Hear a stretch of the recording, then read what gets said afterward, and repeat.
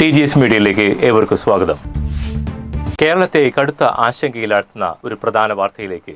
സംസ്ഥാനത്ത് കാലവർഷക്കാലത്തോടെ നമ്മുടെ കാർഷിക മേഖലയും തീരദേശവും കനത്ത പ്രതിസന്ധി നേരിടുകയാണ്. കഴിഞ്ഞ ഏതാനും ദിവസങ്ങളായി പെയ്യുന്ന തുടർച്ചയായ കനത്ത മഴയിൽ ലക്ഷക്കണക്കിന് രൂപയുടെ കൃഷിനാശമാണ് സംസ്ഥാനത്ത് പലയിടത്തും റിപ്പോർട്ട് ചെയ്തിരിക്കുന്നത്. ഇതിനോടൊപ്പം കടൽ ശോഭിച്ചതോടെ മത്സ്യത്തൊഴിലാളികളുടെ ജീവിതവും പൂർണ്ണമായി വഴിമുട്ടിയ അവസ്ഥയിലുമാണ്. വടക്കൻ കേരളത്തിലെ പല താഴ്ന്ന പ്രദേശങ്ങളും ഇപ്പോൾ വെള്ളത്തിനടിയിലാണ്. അതുപോലെ കുട്ടനാട്, പാലക്കാട്, തൃശൂർ ഉൾപ്പെടെയുള്ള പ്രധാനപ്പെട്ട നെൽപ്പാടങ്ങളിലും വെള്ളം കയറി കർഷകർ വലിയ ദുരിതത്തിലുമാണ്. വിളവെടുപ്പിന് പാകമായ നെല്ലും പച്ചക്കറി കൃഷികളും പൂർണ്ണമായി ഒലിച്ചുപോയി.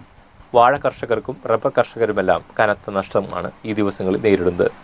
ബാങ്ക് വായ്പയെടുത്തും സ്വർണം പണയം വെച്ചും കൃഷി ഇറക്കിയ സാധാരണക്കാരായ കർഷകർ ഇനി എങ്ങനെ മുന്നോട്ടു പോകും എന്നറിയാതെ കണ്ണീരൊഴുക്കുകയാണ്.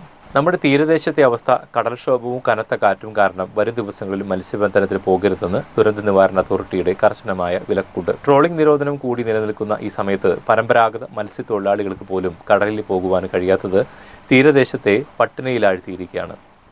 വള്ളങ്ങളും വലകളും സുരക്ഷിത സ്ഥാനങ്ങളിലേക്ക് മാറ്റാൻ പോലും പലയിടത്തും സാധിക്കുന്നില്ല. തീരദേശ ശോഷണവും കടലാക്രമണവും കാരണം പലരുടെയും വീടുകൾ തകർച്ച ഭീഷണിയിലുമാണ്.